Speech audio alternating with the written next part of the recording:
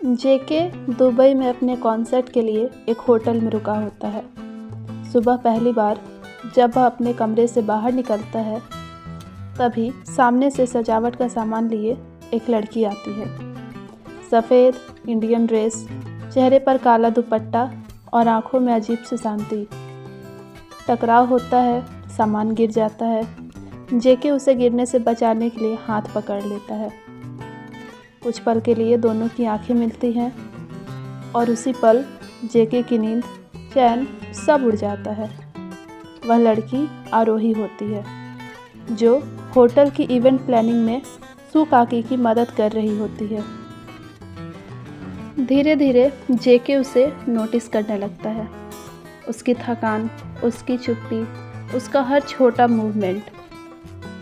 एक दिन रिहर्सल के दौरान जेके उसे थका हुआ देखता है और बिना कुछ जताए उसे पानी का गिलास देता है।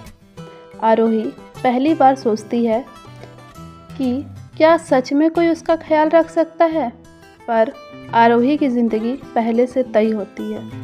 उसकी शादी बचपन में ही आरव नाम के लड़के से फिक्स होती है।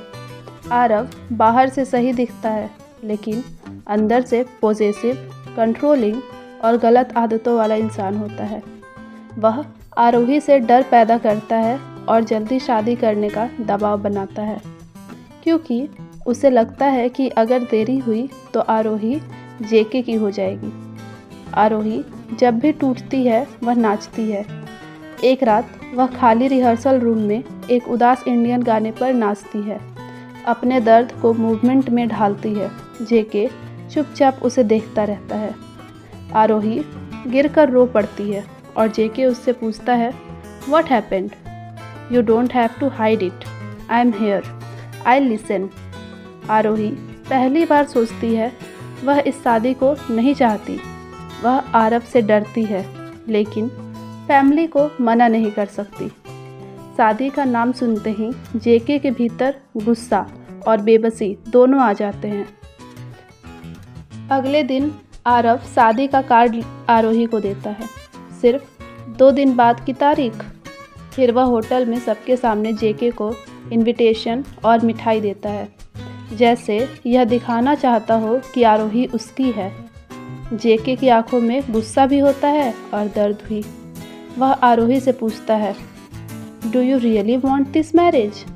If you don't want it, why don't you tell your family?"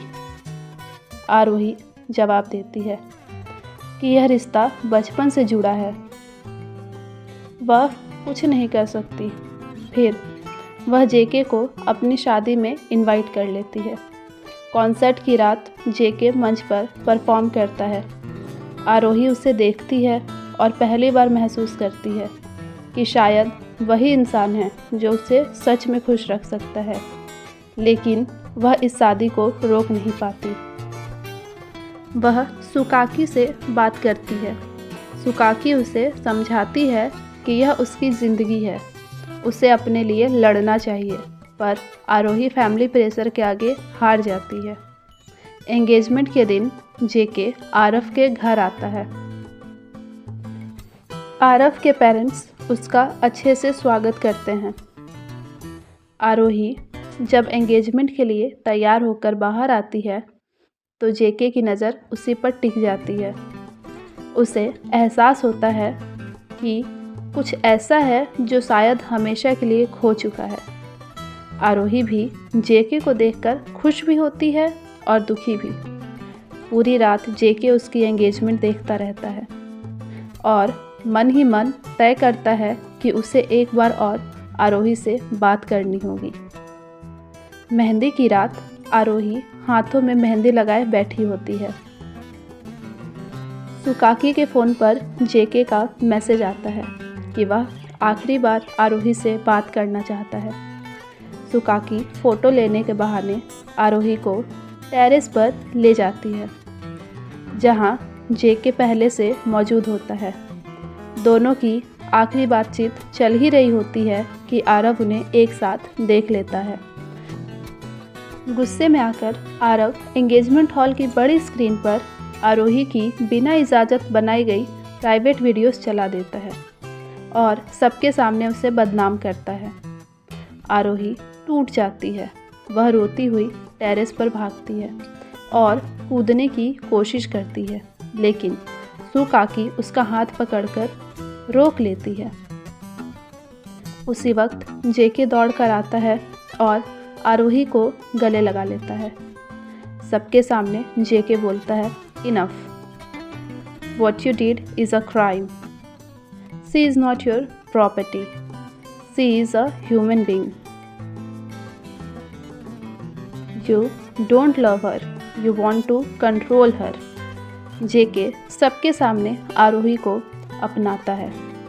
Aarav की सच्चाई उजागर होती है और आरव को उसके अपराधों और नशे की आदतों के कारण जेल भेज दिया जाता है। आरोही के पेरेंट्स उससे माफ़ी मांगते हैं। पहली बार उसकी आवाज़ सुनते हैं। वही मंडप होता है, वही सजावट, पर इस बार दूल्हा जेके होता है।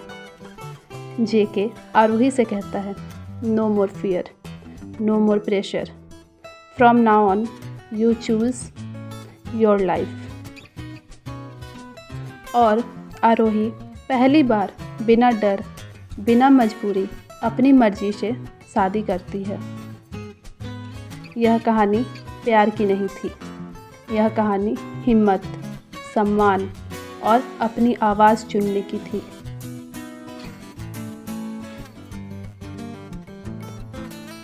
अगर आपको यह कहानी अच्छी लगी हो या आप और किसी मेंबर की कहानी सुनना चाहते हो या कोई ऐसा नाम जो आप बनवाना चाहते हो तो कमेंट सेक्शन में ज़रूर बताएं। और हमारी कहानी को सुनने के लिए आपका धन्यवाद। फिर मिलते हैं अगली कहानी में अगले हफ्ते। तब तक के लिए अपना ध्यान रखें। Good bye.